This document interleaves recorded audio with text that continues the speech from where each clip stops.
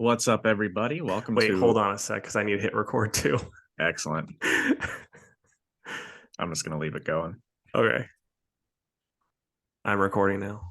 Okay. What's up, everybody? Welcome to another episode of the Two Worlds Podcast. I'm Jake, and with me, as always, is the Two Worlds Podcast to my C2E2 2023 press pass. It's Yeah, Casey.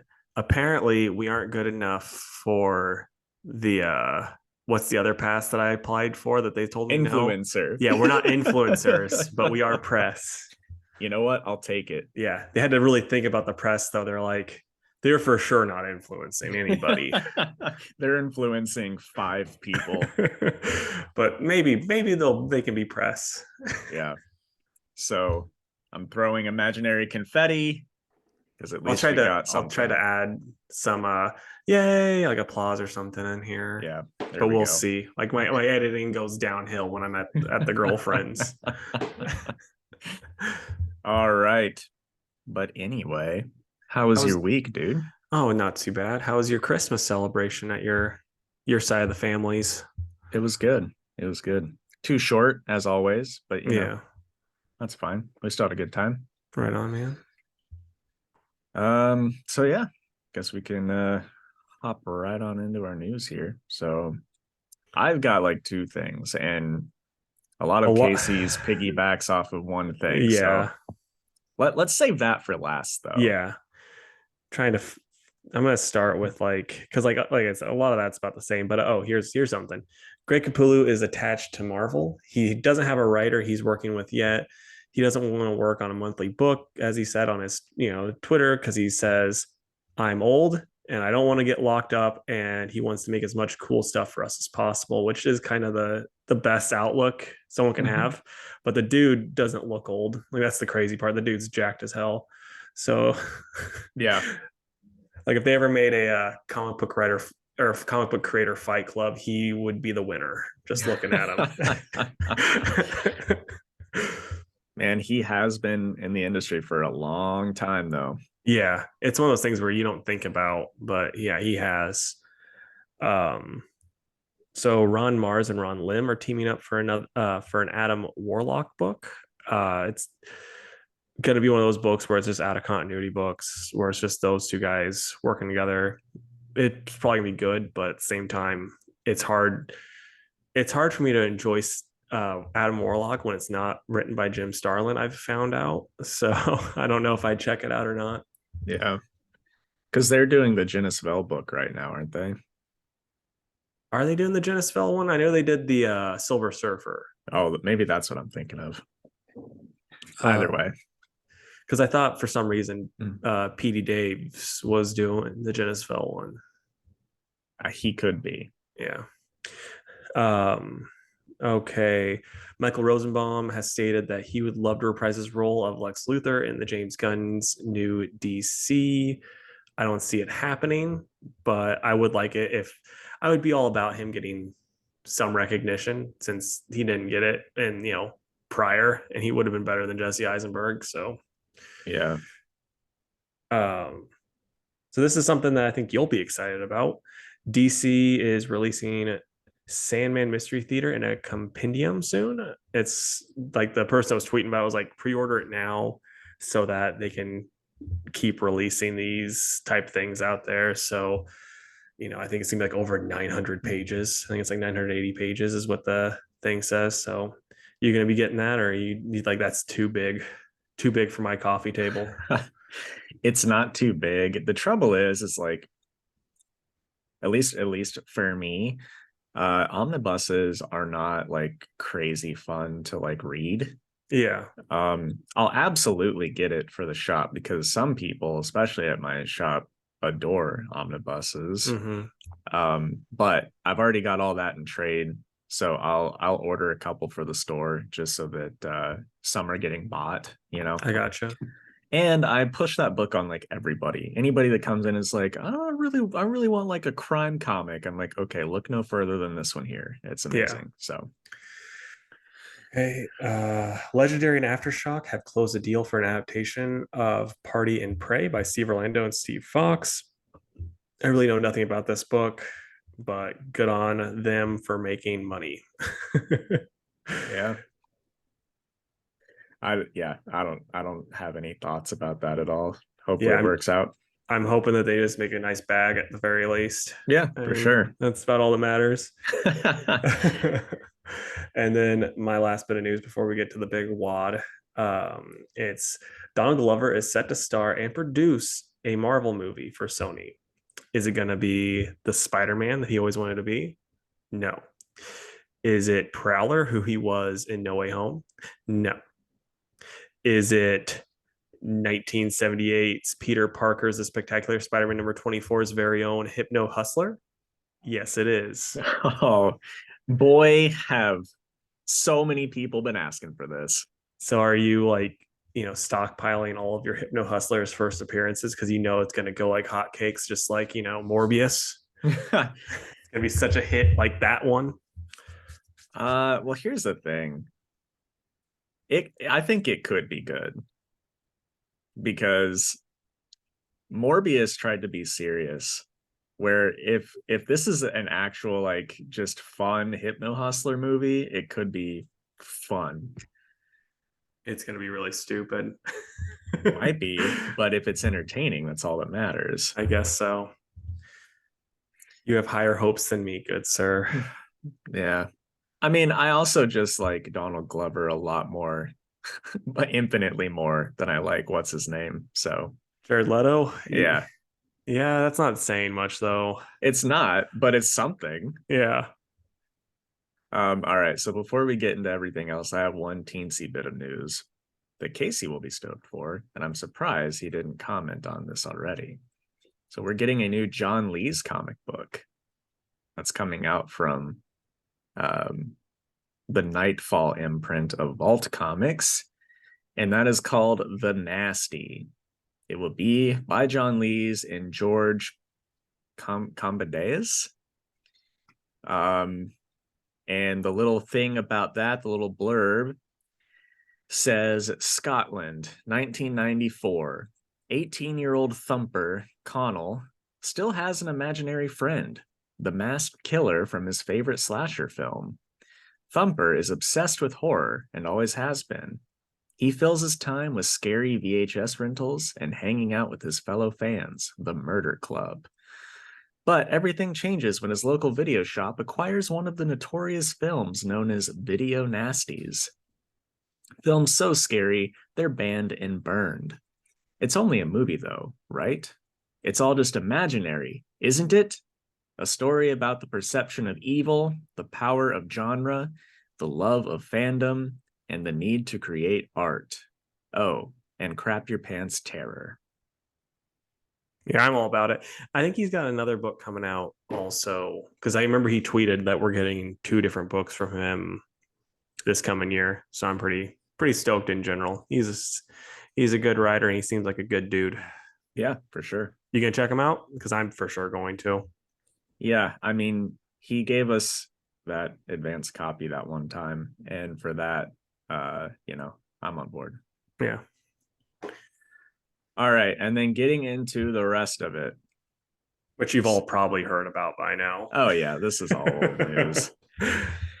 Henry Cavill is not back as Superman. Obviously, very heartbreaking. He's not going back to The Witcher, and he's not Superman either. So just no Henry Cavill, unless you're a fan of something else that Casey will bring up here in a minute. But that's the start of it. And then Casey, as reports came out, was taking notes on the rest. So yeah, so basically it started, James Gunn had a meeting with Henry and he was like, yeah, you're not going to be doing this. Basically, it sounds like because Black Adam underperformed, so WB Discovery is like, we're just going to kind of reboot stuff. And so then maybe Henry's going to be playing a different character within the DC universe. That's what James is kind of pitching. Nothing for sure there yet. Like one of the scoopers I follow was saying Henry might be all about it, but his people that represent him probably wouldn't want him to be, going from A-list Superman to like D-list whoever, So I could see it not happening. But and Henry's scenes from Flash have reportedly been cut because I guess he was going to be in the Speed Force and talk to Barry that way. And then, but Henry is now set to star and executive produce Warhammer 40,000 for Amazon. I don't know anything about Warhammer, but I'll probably check that out if I remember. Amazon has a streaming service. I always forget. Um, and now James Gunn is going to write the next Superman movie. It's going to be set in Superman's early career. He was like, Henry Cavill is far too old to be an early Superman. Doesn't make any sense. He's only 3 years older than, Robert Pattinson, who is playing Batman in his first year. So too old. Yep. And then he also had a meeting with Affleck and he wants him to direct. So don't know what he'd be directing, if it be Batman or whatever, but he is a really good director. So I'm pretty much all for that. Apparently The Rock has turned down WB Discovery to, reprise his role of Shazam or Black Adam in the next Shazam movie, which you can't be too surprised because even though The Rock has always loved Black Adam so much, and it's been his favorite character, and he didn't just Google guys stronger than Superman to play. He he was never a fan of the Shazam movies. He made that pretty clear. And then did he actually say that? I mean, he made it pretty clear, like the way that he would like passive aggressively talk about how silly the Shazam stuff was and all that stuff. And he's like, one of DC's actual best movies they've ever put out. Yeah. So he wasn't too fond of those, and but there's a scooper I follow, and they're saying the next Justice League should be about 25 to 30-year-olds. They want them to carry the role for 15 years. A lot of former DC cast will be recast, kind of like Linda Carter in Wonder Woman 84, where you'll just be like, oh, I recognize that person, that type of thing. But yeah, what do you think about all of this news? I also saw a thing where Dwayne the Rock Shazam Johnson unfollowed like a bunch of like the official Black Adam page and stuff like that. So do you think that that's just it? He's done, no more? So someone brought that up to him. He's like, "Oh, I never followed him to begin with." So, but I do think it's 100% done. Right on. Because I guess he lied about when he released how much it made. I guess that was all like a made up sheet. Like that wasn't the actual numbers. It did lose money. Oh, okay. I mean, whether you think it looked like a good movie or not, it is a little surprising because I thought with The Rock, people would just go see it. Like people love The Rock. Same. Whether it's a total shit movie or not, like he should be putting butts in seats at the theater. So it is a little surprising to me. And I think it's because he tried to play it straight. Like The Rock is not a good actor. Sure. And he works when there's some humor involved. When it's just straight man rock, which I still need to watch Shazam, but when it's just straight man rock, it doesn't work. It's always like he's kind of self-deprecating with like, oh yeah, I may be strong, but I'm stupid, or I'm making fun of Kevin Hart. And people can disagree with me if they want to. I think The Rock's best roles are in the Fast and the Furious movies. Did you like Hobbs and Shaw? I haven't seen it, even though I know I would adore it. Yeah, I hear it's like so stupid, but like in the ways that you want them to be. Because like No Dunks, they did over the summer like a Fast and the Furious watch through last year, and they were like Jason, JD, he like hates, like he's like very much a movie snob, and he was like, I love Hobbs and Shaw, like it's so dumb, it's so perfect. And then like they were talking about Fast 9, and they hated that one so much because it was just so stupid and not in the good ways. Right. Well, as Casey knows, I will watch any movie with Jason Statham in it. He is my favorite action star. So Have you seen the Meg? no, like, well, I said I will see any. I haven't seen that one. Not saying I wouldn't, but I have not, because it just looks so stupid. Because he's not driving a car. If he was driving a car really fast at the Meg and the Meg was like trying to, keep up with him or something, you'd be like, Exactly. okay, I'm in. Well, honestly, I wish they'd do a new transporter movie, because that's like the epitome of like early 2000s cool action movie. Yeah. Uh, but anyway, we're going on a tangent here. It Back to the DC stuff. I think I'm honestly pretty pissed that Henry's not Superman. Yeah. I mean, all the reasons they give are so dumb, and I I truly do not believe that Henry gave up The Witcher to be Superman. I think Henry does whatever he wants to, and Mm-hmm. he genuinely didn't believe in The Witcher anymore, and Superman presented itself. That being said, you know, I know he's also really passionate about Warhammer.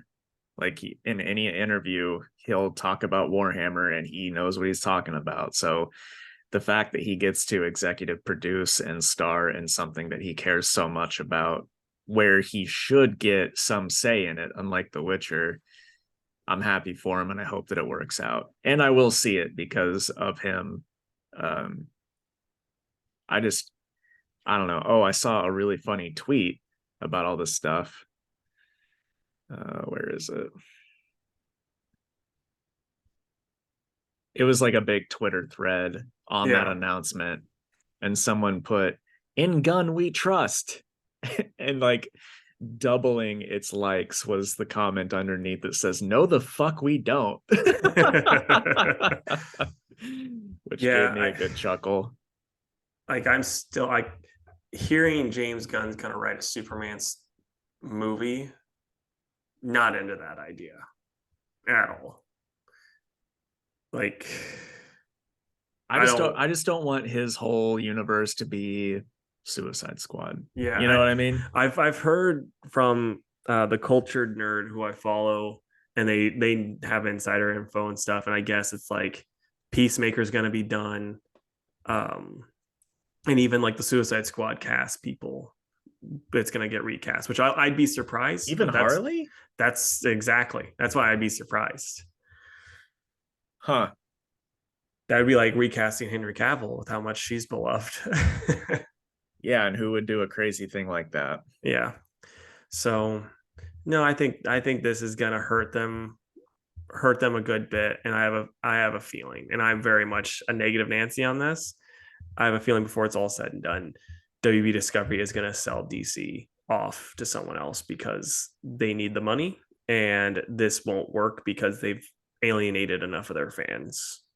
Because it's like they got Zack Snyder, which they shouldn't have got to begin with, and then that's been a cloud over their head because they didn't like what he was doing, but he was making them money, but there wasn't enough money, and then they're like, let's just try to screw him over. But then the cult of Snyder didn't let that happen, and then now it's like two different split groups, and neither of them are happy about this stuff. So it's like he's gonna have to get everyone that's not in these two cult like groups, and like every single one of them, to be able to make money on this stuff. And I don't know.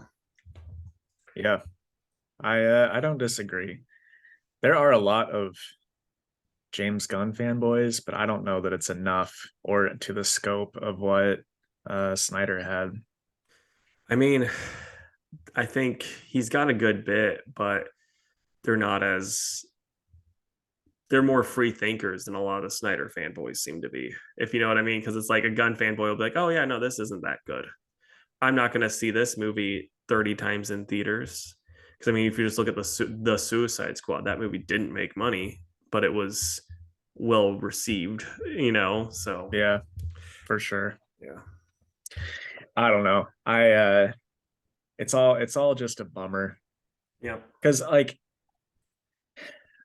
I believe that Gunn and Safran believe that what they're doing is a good move for the longevity of DC films.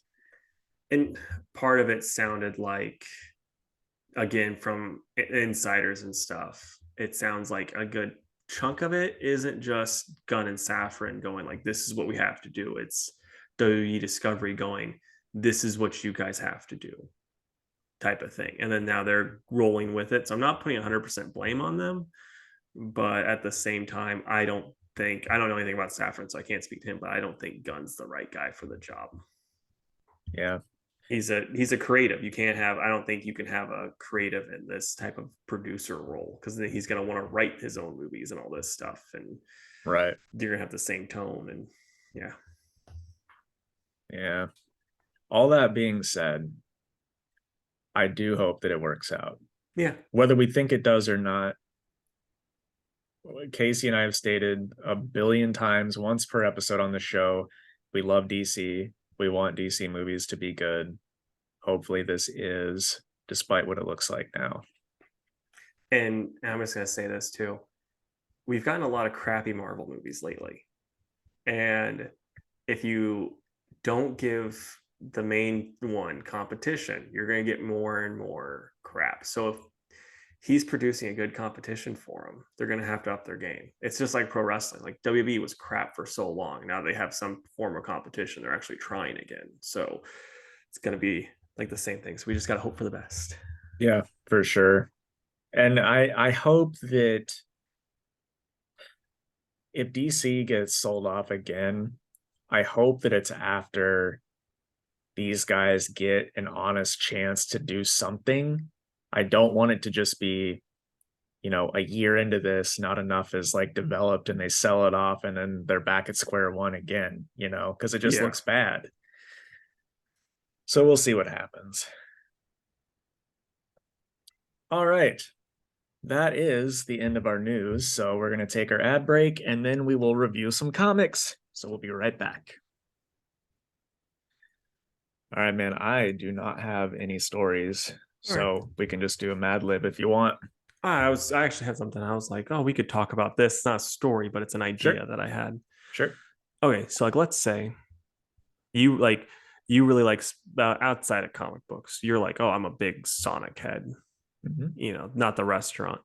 And, I like kaiju related shit. Like what's something else you're like, oh, I'm really big on this. You would be like, you would know that if someone came to you and they're like, what would be a good starting point for, I don't know, Dungeons and Dragons? That's another thing that you really like.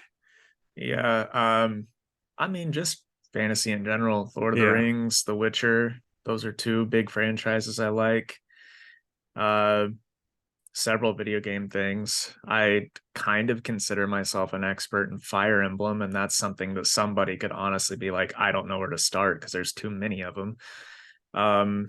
Yeah, and then D&D is a good one. Lots of people, I hear all the time, oh, I'd love to play. I just A, don't have a group, and B, don't know where to begin. Well, with that, how would you recommend them beginning? Well, a lot of the times, the people that come into the shop and say that are usually the ones that would be the dungeon master because their other friends want to play, but do not have the drive or incentive to get the group going. They don't want to put in the work.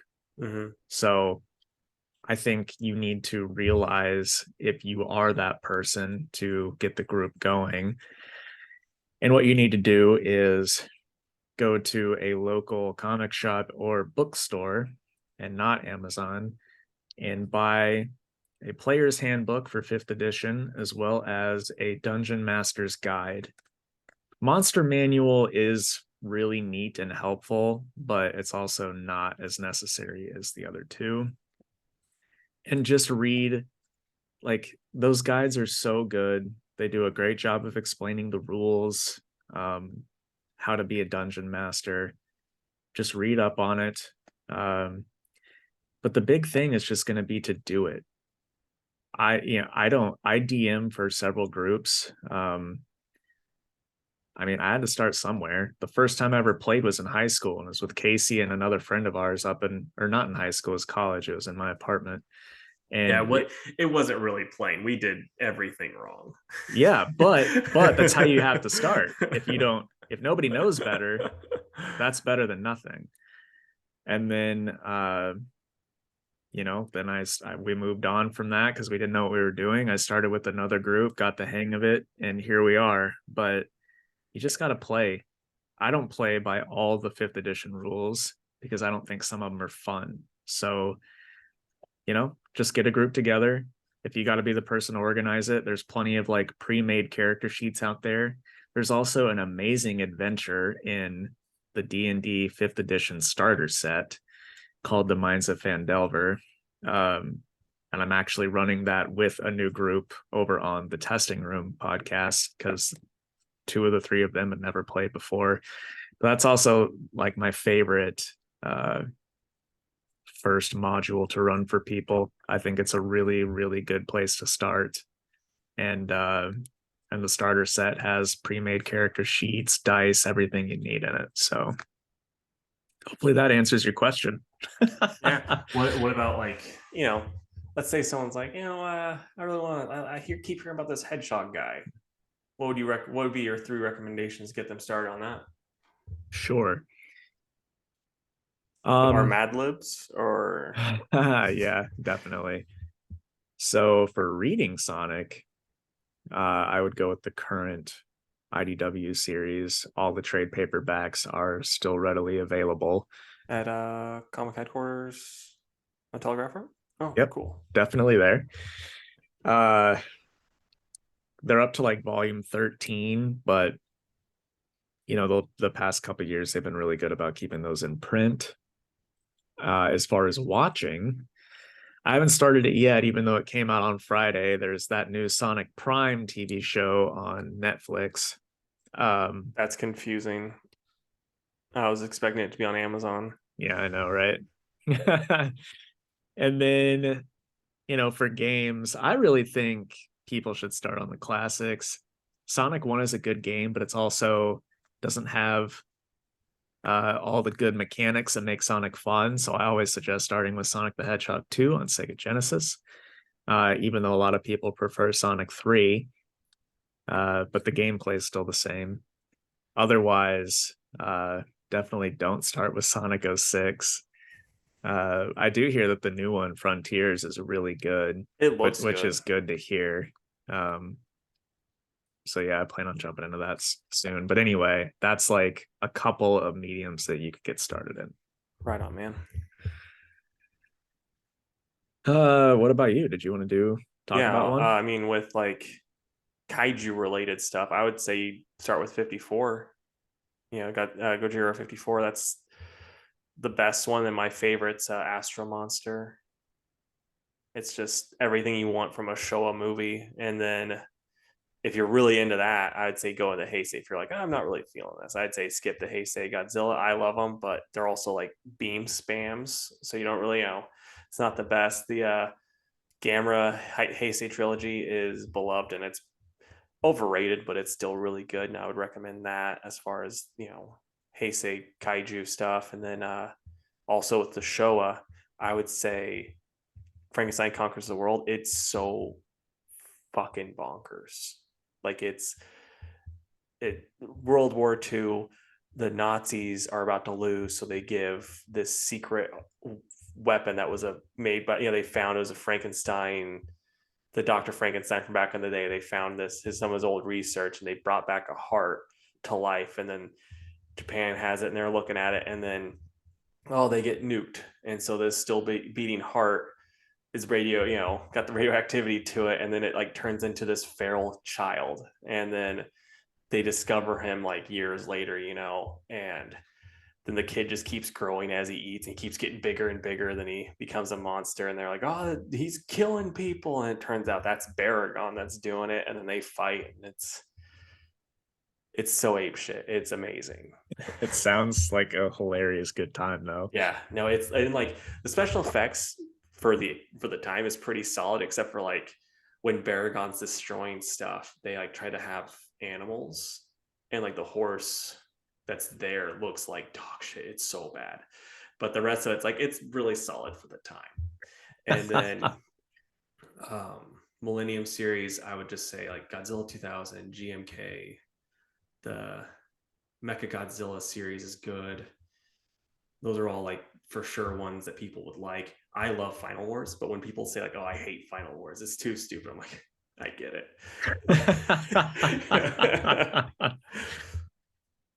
And then like, if you want to check out a comic, do the 100-Year War. That's like, or Half Century War is what it's called. It's the best. Anyone tries to tell you Godzilla and Hell's the best, they're fools. Half Century is the way where it's at. Who writes and draws that one? That's all James Stokely. Gotcha. Which he also did in Hell, didn't he? He did one of the issues. Like it's Okay. like I think they got Eagleton to do one issue. They got him. They got a bunch of different people, and it's just like, and I think different writers on each one too. So it's just kind of a mess. Like it looks really cool, but it's kind of like it's kind of a mess. Right on. All right, let's do a Mad Lib. Yeah. I'm banning you from using veiny this time. Fair enough. But do keep it raunchy because okay, we do laugh pretty hard. All right.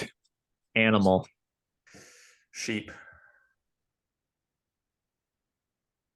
Color. Orange.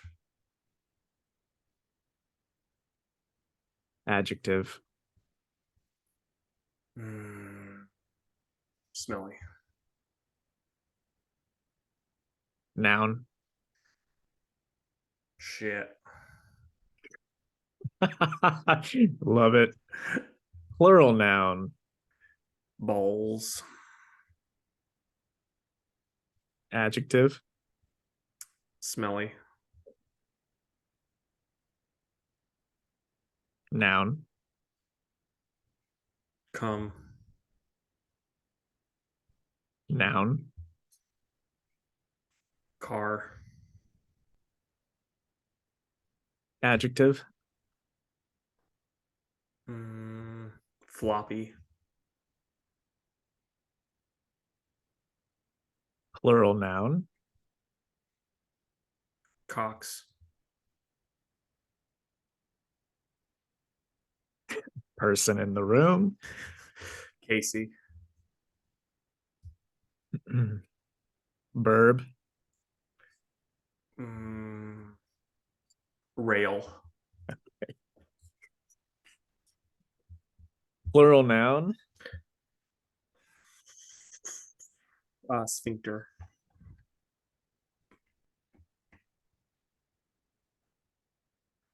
Plural noun. Lamps.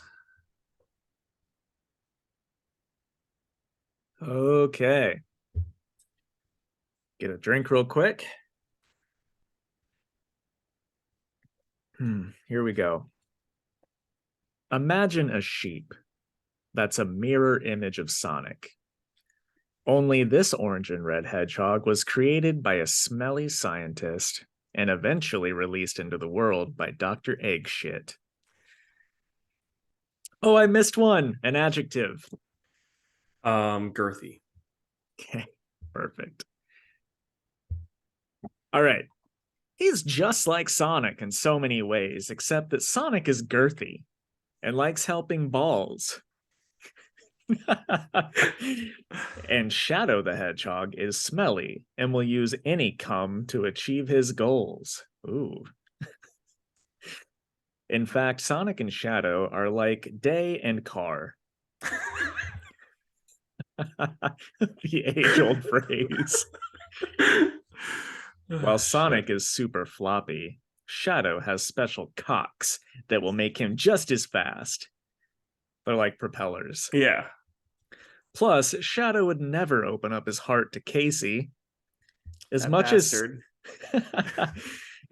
Sonic tried to teach Shadow to rail others, and that it was better to be one of the good sphincters, they would never be lamps. Not gonna lie, the funniest part was the non-dirty part. Yeah, I know. Like night and car. Anyway. All right. Welcome back, folks. If you would like to hear Casey and I talk about various hobbies of ours and where to start on them, such as Dungeons and Dragons or Godzilla or Sonic the Hedgehog, as well as our next edition of Sonic the Hedgehog Mad Libs, you can hear all of that over on our YouTube channel, which is Two Worlds Podcast on YouTube. And, if you would rather us pretend to be like, go to your house and pretend to be like right-wing radio conservative pundits and make all the libs mad, I guess you could have us do that too, but you would have to pay us whatever Ben Shapiro gets paid, I guess. But it'd probably be easier if you just went to the YouTube and commented down below. But what'd you read, man? So I read, this was actually out last week, but I didn't get it. So Koshchei in Hell, #1. Dark Web X-Men, #1. Leonide the Vampyr, A Christmas for Crows one-shot.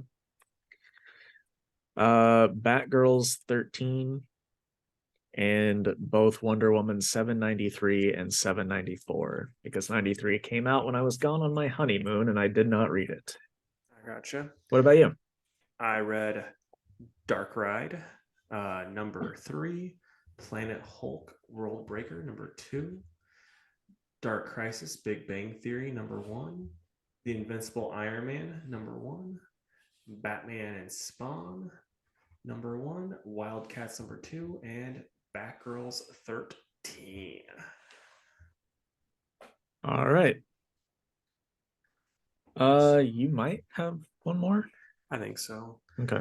We barely have any in common this week, though. It's a Yeah, I know. shame. I know. All right, so I'll start with Dark Ride by Josh Williamson, and it's Andrea Bresson on the art. And yeah, this is another, like, picks up where the last one left off. Daughter's in the old hospital after slitting her wrists, and the one girl is still looking into what's going on with her brother. It's a very interesting read. It's kind of a slow burn. Like, I'm still like trying to figure out everything that's going on. I'm here for the ride. Stuff's weird, but I like it. Yeah, and then the last page, it's just like, oh yeah, there's no drop in this, that's for sure. So yeah, like I said, a little bit slow burn, but I still really enjoy it and want to know where it goes from here. I'm gonna go 7.5 out of 10. Alrighty. I'll start with Leonide the Vampyr, A Christmas for Crows one-shot. It's written by Mike Mignola with art by Rachel Aragno and Mike Mignola. While it does say one-shot, it is definitely a continuation from the last Leonide the Vampyr one-shot. And it's sort of a Christmassy book. The undead priest that's trying to kill Leonide and her vampire father follows her, but then she calls in her dad, who takes him and locks him away in this tower. He escapes and then has this little heartfelt Christmas moment with Leonide where they exchange gifts, and then he leaves the tower, and basically he walks to a graveyard, and God or whoever tells him that he's done enough in his life and has earned his rest, and then he actually dies, and that's the end of it. It was pretty weird. Because within the span of like 3 pages, he's like, I will follow you to the ends of the earth until you're put in the ground permanently. And then it's like, well, here's a Christmas present. And he's like, oh shit, well, here's a Christmas present. All right, I'm gonna die now. I don't know. Didn't really like it that much. Mignola does like the last few pages, and that always looks good. And his variant cover is also awesome as always.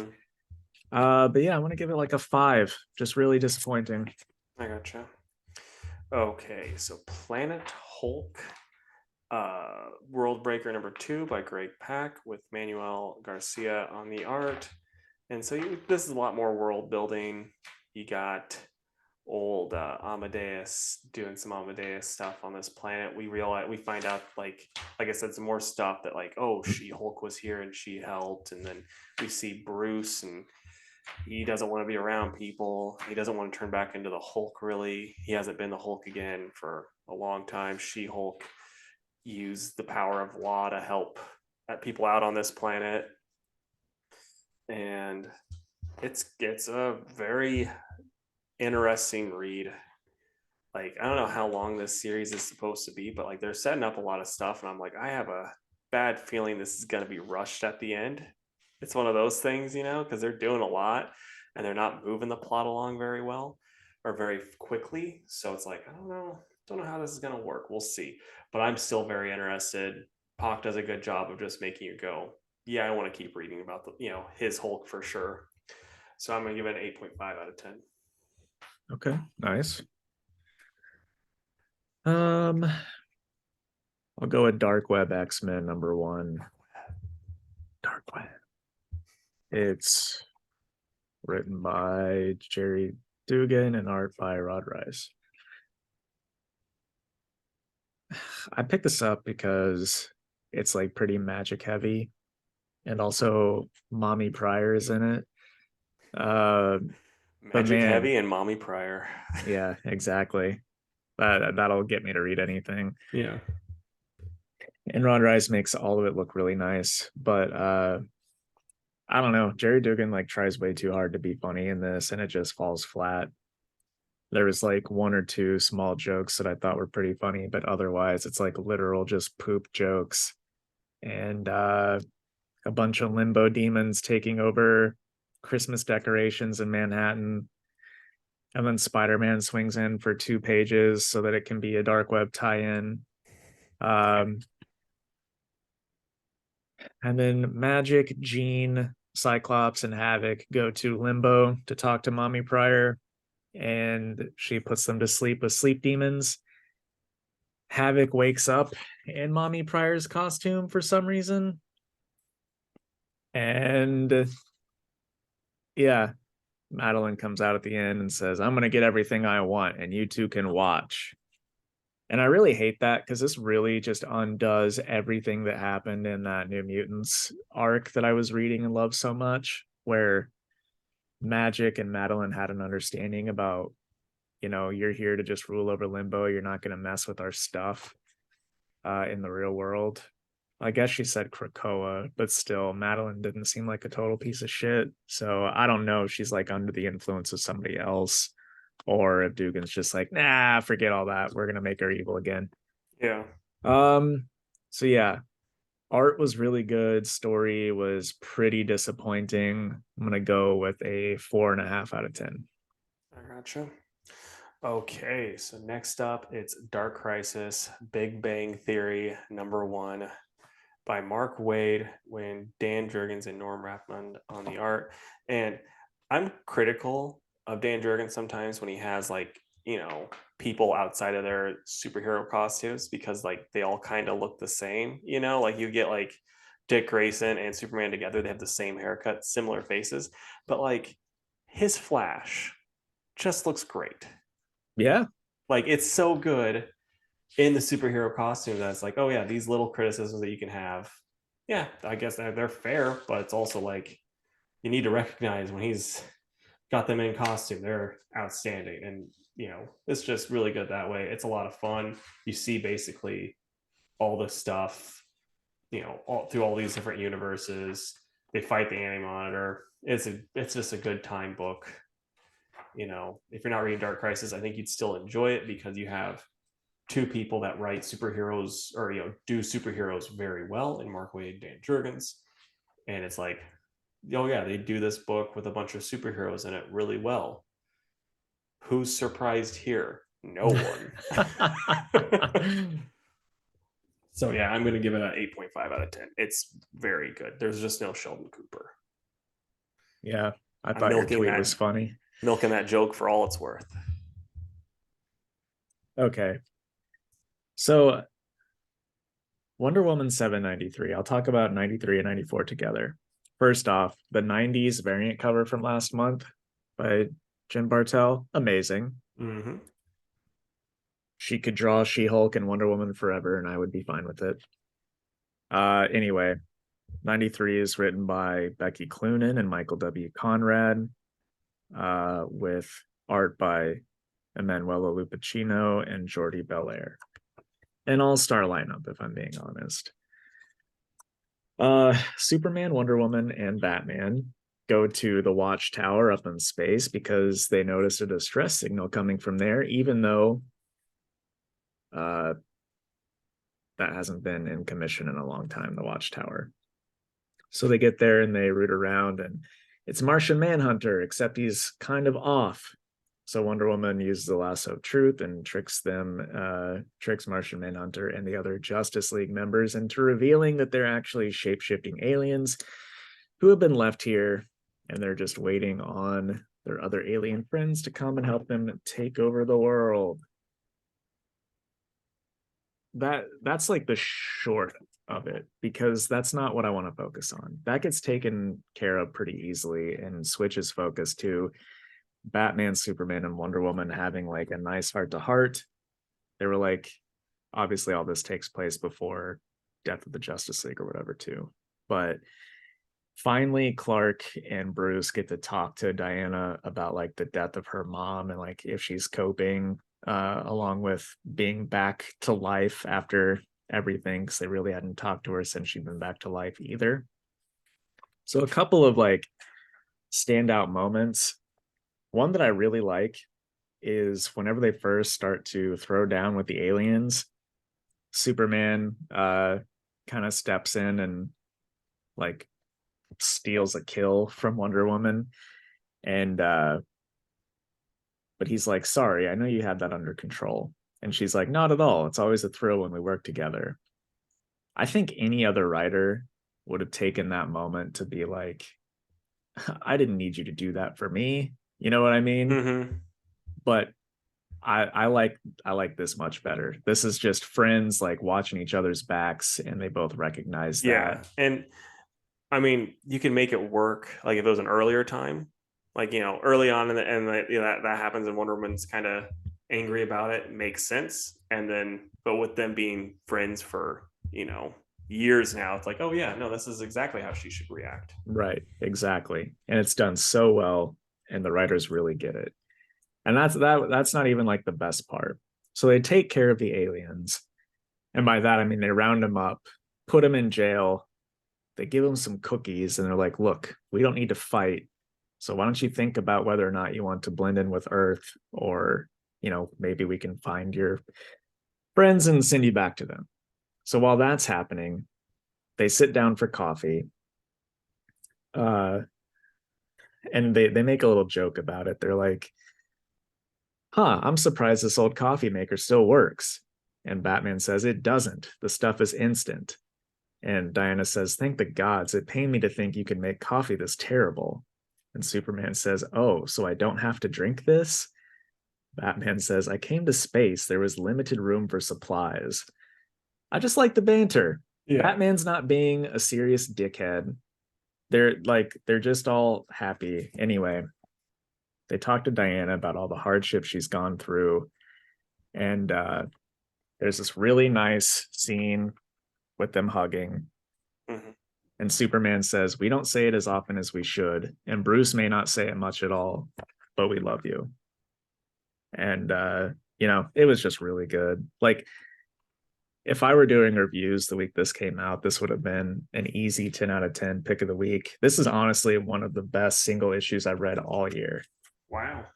So really, really, really love this. And that's why I wanted to spend so long talking about it. I'm disappointed you didn't once do the Batman voice. I didn't make the coffee. It's instant. Yes, I'm sorry I didn't think of it. And then moving on to 794, which, if I can find the creative team, because I don't know if it's the same or not. It is written by Michael Conrad and Becky Cloonan. And then the art's by Lupacchino and Belair again. Anyway, back to the normal stuff with like Hera using an international milk company to help take over the world with the help of Cisco. But Siegfried and Cheetah are like working for Checkmate as like on the ground agents. So they go to this milk factory where a couple gods are just trying to take over stuff, which doesn't sound very exciting, but it is done pretty well. It's cool to see Cheetah be like part of the team just because they kidnapped her and were like experimenting on her in the jungle, and she's not cool with that. So, common enemy type stuff going on, but it's fun. And then, on the monitors, we've got Steve Trevor and Etta, and they're pretty good characters. But Arrow shows up with a floating temple to Hera above the city, and Diana goes in one-on-one, and they have this big talk. Arrows tries to get her to join the dark side, if you will, so that people can remember the gods of Olympus and fear them once again. And Wonder Woman calls in some help, who swoops in at the last minute. It's Wonder Girl atop her flying horse, which is pretty cool. And that's where it ends. It will continue next time, where it says Wonder Woman. So that's going to be a good time because Wonder Girl is amazing. But this was really good too. Had lots of fun with it. Gonna give it a 9 out of 10. Not my pick of the week though. There was one even better. That's the newest Wonder Girl too, right? Yep. Okay. Just making sure since there's like 30 of them. Yeah, I know. Almost as bad as Green Lanterns and Flashes. Yeah. And Robins too. And Robins, yeah. Okay, so next it's the Invincible Iron Man by Gary Duggan and Juan Frigeria.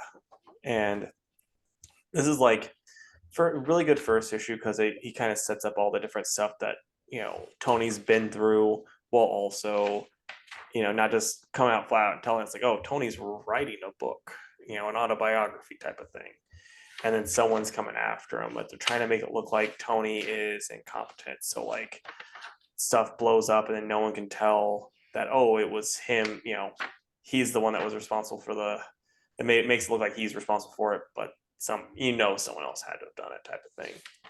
And then the art in this is really good, and there's a part where he gets attacked by someone else, and then he's fighting the guy. He ends up taking the dude out, and there's this person that's just like been rendered comatose inside the armor that was attacking him, and it was just supposed to be like, oh yeah, the thing's gonna blow up, kill this guy, and that would be someone else that Tony is responsible for killing, basically.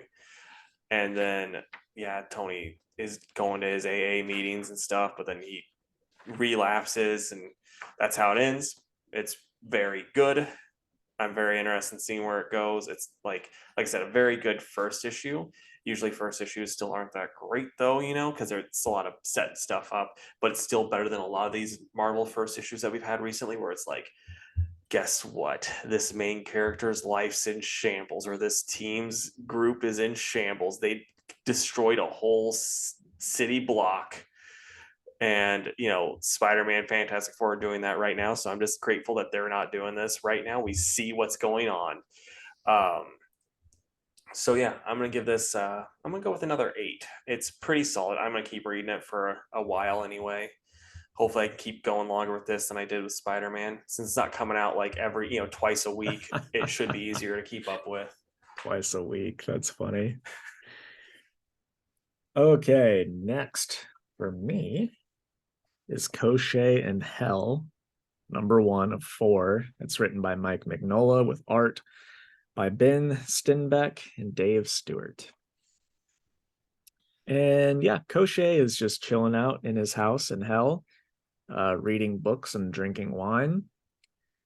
And this robed, hooded person shows up and is like, Hellboy's dead and he leaves Hell to you.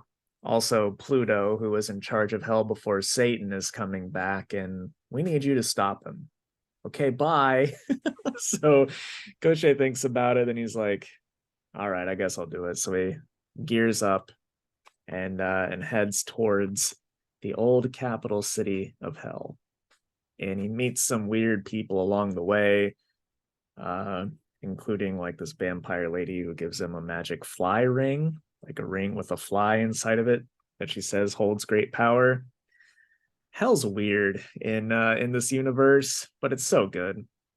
Anyway, Koshchei takes a little boat, fights a kraken type creature, makes it to the old capital where Satan's sister is sitting on the throne, and he swims down to meet her, and she says, "At last," and then it says to be continued. I didn't want to bore you with all the like details of stuff. Just know that this is really good. My personal favorite corner of the Hellboy universe is Koshchei, because it's what got me into the Hellboy stuff. So I'm really glad for a new miniseries, and I just like the character. I like the world. Everything about it is super cool. So yeah, I will give this a 10 out of 10, and it's definitely my pick of the week. Right on, man. Next up, it's Batman and Spawn by Toddy McFarlane and Gregory Capullo. And yeah, I mean, you get what you get with this book. It's about exactly what you expect. Really good art, mediocre story. The Court of Owls are heavily in this, and it's nice having them in this because they actually feel like a threat. Like after that first arc with Snyder, we haven't really got them done very well, but then we get 2 books this week where they're actually done pretty well, in my opinion. So that's nice. But Spawn and Batsy are, they don't remember each other from the last time they were, the last time they fought, which I was like, that's a little odd. But at the same time, DC continuity is a little odd, so I get it. And, they get tricked into fighting each other. Then they team up and come up with this good way of beating up the baddies, and there's a little bit of reality stuff, and there's also set up for more. Are they doing more? Because I thought this was a one shot. I think it's a one shot. Yeah, because it's set up like in multiple spots for more. So don't really know how it's gonna work, but they'll do another one. Yeah, I mean, if it sells like McFarlane thinks it's going to, they'll do another one. DC's like, we need the money, please. And the next one's gonna be Joker heavy. Yes. So yeah, it's exactly what you expect. There's nothing about it that I'd be like, you guys need to be buying this. This is gonna be breaking records, but at the same time, it's fun. I'm gonna give it a 7 out of 10. Okay. I just have Batgirls left. Right. So then I'll talk about Wildcats by Matthew Rosenberg, and I'll find the art really quick. Stephanie Segovia on the art. It's very good. I love Grifter. He's one of my favorites. And when we go to C2E2, I might just buy a Grifter mask and be like, hey guys, look at me. I got guns. I'm Grifter. Do my best Grifter impression that way. I think that'd be a good cosplay for C2E2, honestly. I think it'd be pretty easy. So yeah, there's some funny stuff there. Rosenberg does a great job of writing him and writing these characters, just all of this stuff. And then the last page, we get a new team introduced that's not the Wildcats. It's you want to take a wild guess at a weird team that you wouldn't expect to be the team that gets introduced, that also has Mr. Majestic and Maul on it.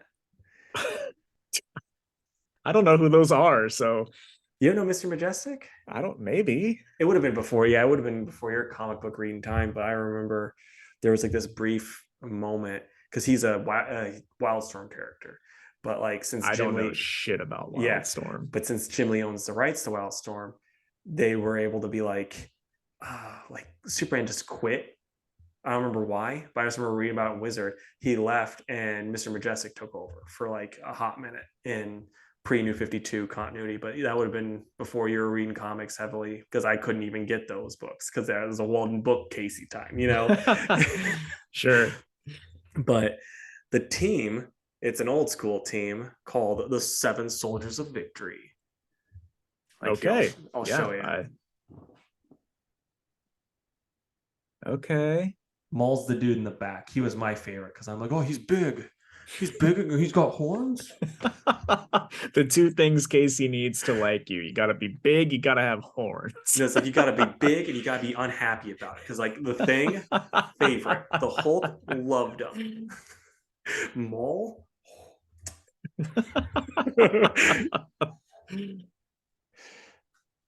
That's gonna be the title. If you want Casey to like you gotta be big. You gotta be unhappy about it. But yeah, no, this is a really, really good book. I would recommend it to everyone. I'm gonna give it a 9.5. I really like it. Right on, man. Do we just have Batgirls? Yes, sir. Okay. So finally, folks, we've got Batgirls number 13. It's written by Becky Cloonan and Michael W. Conrad with art, colors, and letters done by Jonathan Case. Jonathan Case gets the MVP for this book for doing all of that. And doing such a good job. Yeah.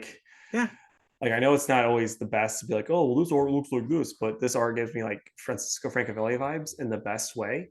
Yeah. And it's so good and it fits so perfect. Like, and it's even better in spots because like when they do the action scenes, it works better than when Francavilla does it. So, like I said, I know you're not supposed to be like comparing them like that, like, oh, this one's better, but I like it a lot. I think it's so good.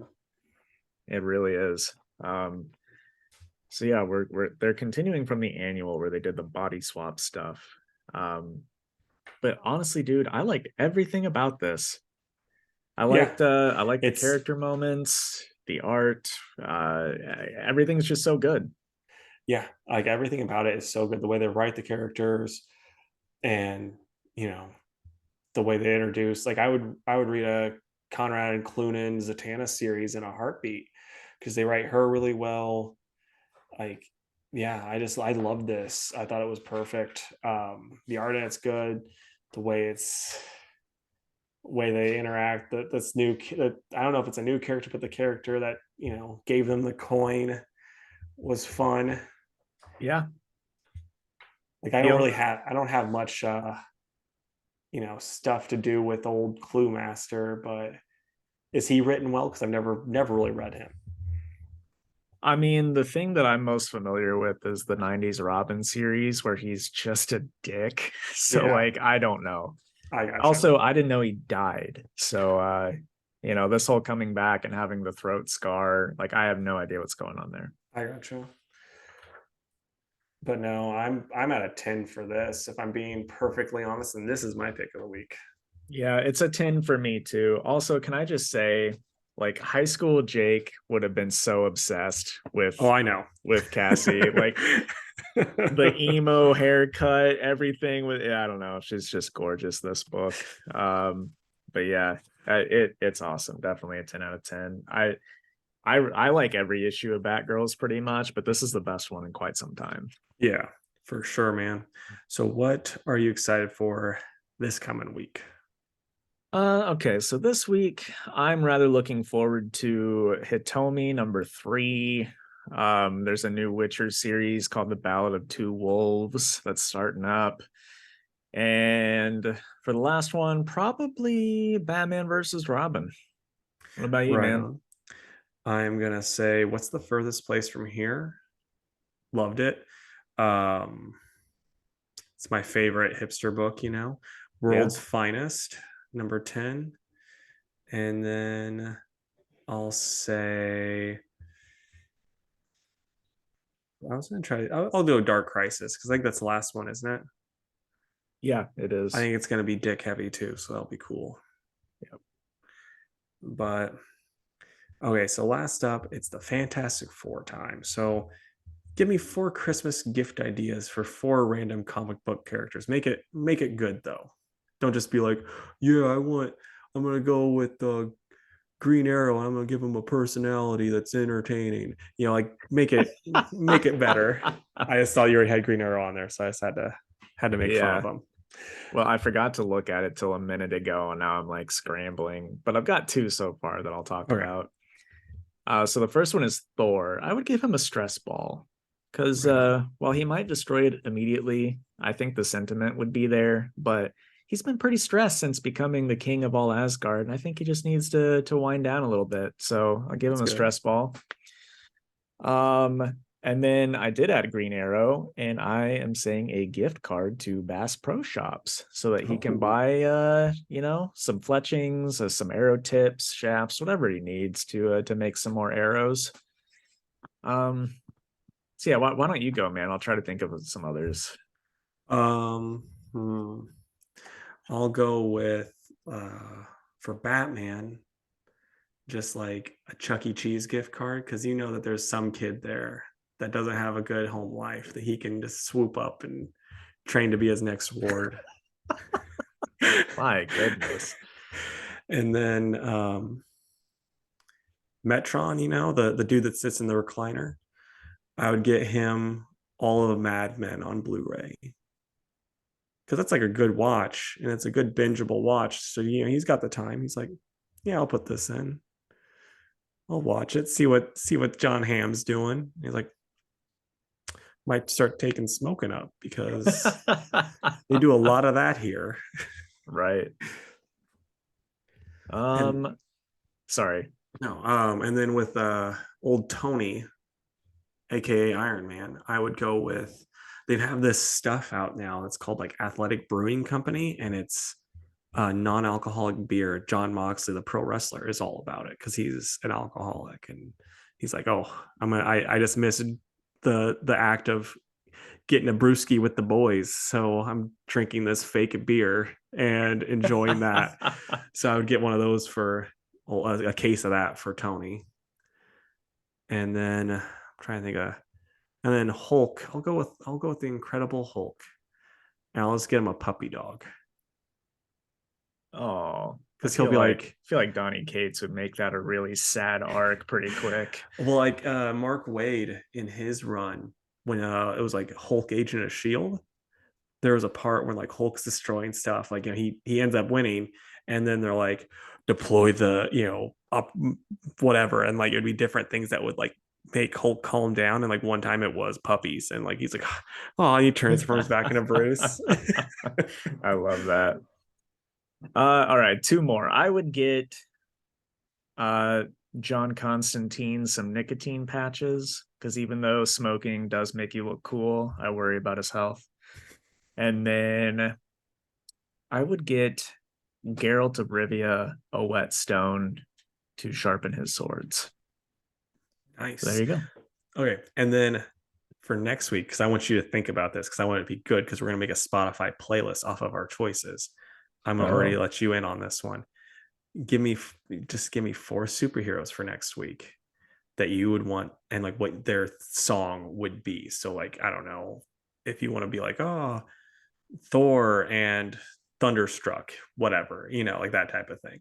And then we'll just make a fun Spotify playlist afterwards. Okay. I like that idea. All right. And I think that brings us to the end of the episode, folks. So, if you would, why don't you head on over to facebook.com/twoworldspodcast and give the page a like. Also follow us on Twitter, where Casey's been pretty active lately, and it's really fun. We've actually had some cool creators interact with our posts as well. So that's at 2_worlds_PC. And then over on Instagram, where I mostly just post sexy variant covers that I really like, but other people seem to like it as well. That's at 2worldspod on Instagram. And then if you're like Casey's brother, he is always sending us fun stuff on our email. That's 2worldspodcast@gmail.com. And if you would, go to our YouTube channel, 2 Worlds Podcast on YouTube, and subscribe to the channel, where we post fun stories or, just Sonic the Hedgehog Mad Libs during our ad break. Yeah, leave a comment down below. What's our next Mad Lib we should do? Maybe you guys had one figured out. Maybe you got a Ben Shapiro Mad Lib we could do. Make them libs really mad. I know, right? Or, for this week's Fantastic Four, let us know what you'd give a superhero for Christmas. Yeah, that's a perfect one. Maybe you're like, oh, I'm gonna give Thor a Home Depot gift card so he can get some new hammers. There you go. All right, guys. Well, oh boy, we'd love to stay in chat, but We have to get put in the mail and sent to ourselves pretty soon. So we'll see you next time. Bye, guys. That was kind of painful. Bye, guys.